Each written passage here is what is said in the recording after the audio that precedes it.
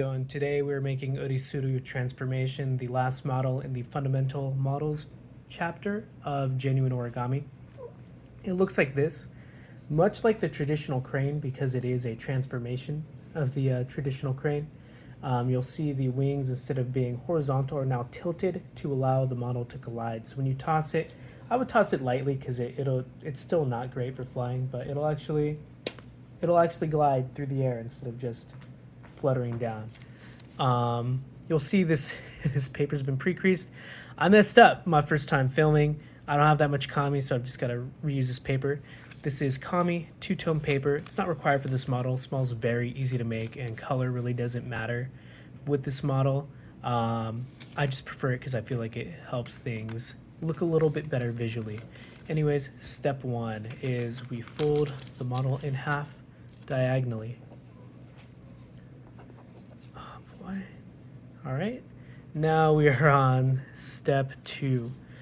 Instead of using the method to make the square base that I did before, we're actually making a different kind of square base. So what we want to do is fold our model until it is in half, tip to tip, much like we were, as if we were making a standard square base, but we're doing things just a little different this time actually. Now this is where I messed up when I was originally filming. I squashed it a different way than is shown in the book. I'll go ahead and squash it the correct way. Nothing too bad. You could have made it the way that I originally was making it, but I want to get as close to the book as possible. So instead of going down here, where this corner meets this point right down here, as you would if you're making a regular crane, what we're going to do is we are going to make it so that this edge is perpendicular with this edge, and that just means it's meeting at a 90-degree angle. Because I've got a fancy schmancy cutting mat here, I can make sure that angle is 90 degrees. I know this is lining up with this vertical line, so I just have to make this line up with the horizontal lines. Nothing too crazy. Boom. I think, let's see here. Yep, that's perfect. And honestly, you can eyeball it. You do not need the fancy schmancy cutting board mat as I have. Cool. Now this is like our faux square base, or half of our modified square base. What we'll do then is on this other side, we will crease in the same way, in the exact same direction actually. So we don't want them both to, actually we do want them both to match up. So I'm gonna go ahead here, crease this way.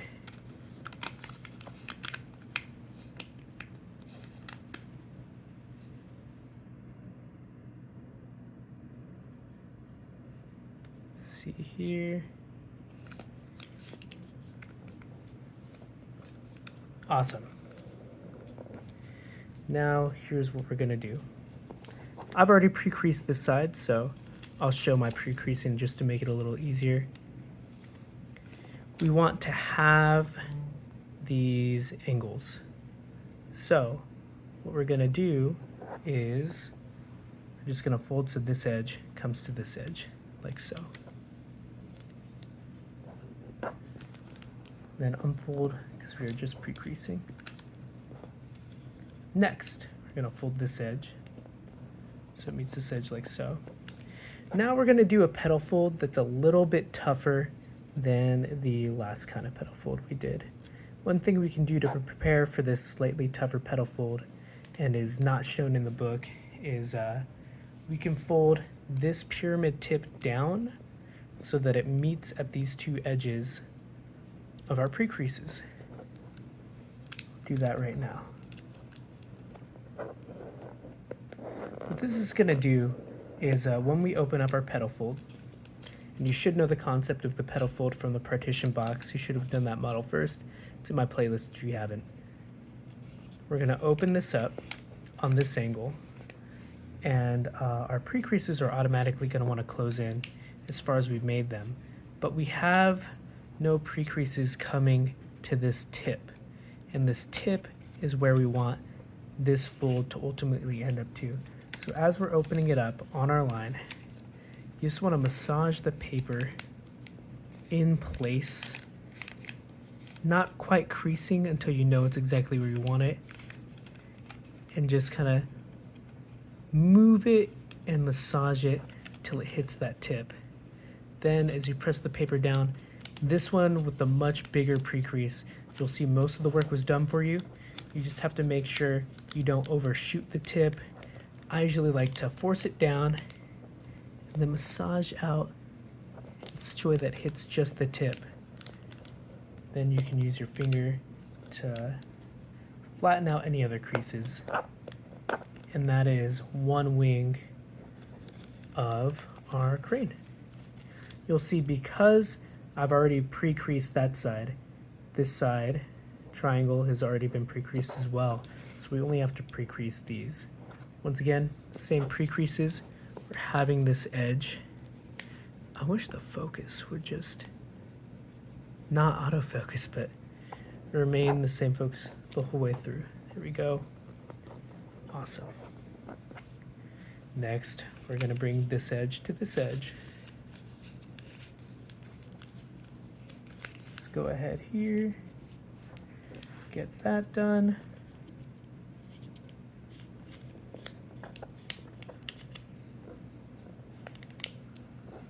Awesome. Cool. You'll notice you've already pre-creased it in such a way that I keep forgetting to move this when the steps go. That's all right. That's okay. You should be following along in the book. We are technically on step 8. Step 8 being redo everything you did on the other side. So let's go ahead here and let's see, where's step 8? Where's this paper system? I thought I was so clever when I came up with it. And I keep forgetting to actually use it. Okay. We are on step 8.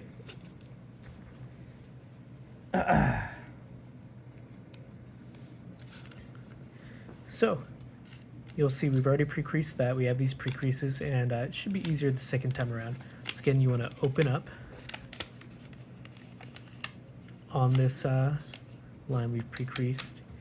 And then I like to start with the thinner side.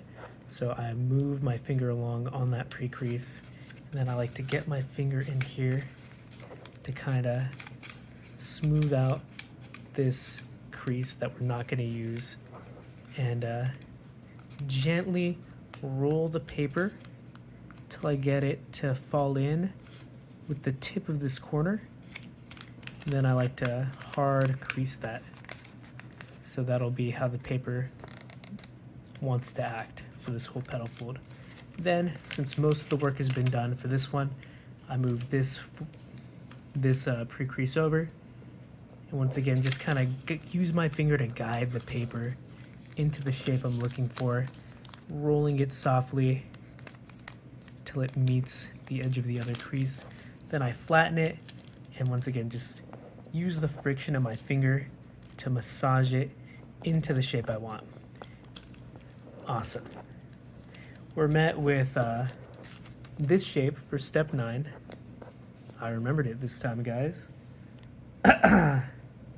Now, for step 9, what we're going to do is fold these angles in half. So bring this edge to this edge, this edge to this edge. I believe the longer one is going to be the tail. The shorter one is going to be the head. I don't know why I say I believe, like the diagram isn't in front of me right now. But, you know. Let's see here. Now, a tip. When you're folding a really, really fine tip, sometimes the paper will want to stretch itself taut. See? It doesn't want that fold anymore. It's basically unfolded itself at the tip. You want to do your best to try to avoid that. You can try by unfolding and then sticking your nail in to make sure it keeps creased, is not unfolded. So stick your nail in as I did, and then make a partial crease by folding over your nail, then moving your finger back over that partial crease to really kind of cement it in place. You'll see with that I've achieved a slightly sharper point, though it ended up trying to unfold itself. That's okay, because it's the tail anyways, and no one will notice. No one knows that's there. We're gonna do this on all 4 sides. Next side is gonna be step 10. So let's go ahead and get our step 10 going. Nice. It's very satisfying playing with these small pieces of paper here. Step 10 being, do the same thing. So whenever I do a repeat step, I like to fold as I like to fold it rather than what's shown in the book. I prefer to fold towards myself. I find that makes that leverage better, and you'll see a lot of time I'm just sticking my fingers in creases and stuff, just because for me that helps me fold a lot more precisely. So now for step 11, we are going to do 2 inside reverse folds. Once again, inside reverse fold means here, this is the angle shown in the book. All that means is we're choosing what angle we would like the head and tail to go at. I like that angle, and for the tail, I like having a similar angle, though usually I like it held up just a little bit higher. We're making creases. Then we unfold, open up the model, and then push the paper inside on the crease to reverse the direction it's going. That's why it's called an inside reverse. Let's see here. These can be a little hard to fold as the paper overlaps with itself. It's okay to just, anytime it's hard to fold something in half, my motto is always just crease it with your nail.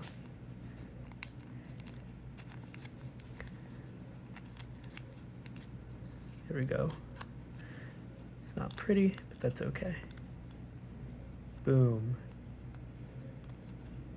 Now, let's go ahead and do the same on the other side. Open it up, see these creases I made, push it inside along that crease, and then fold it in half and close it up. I don't know why it keeps going out of focus. I'm so sorry. Jeez.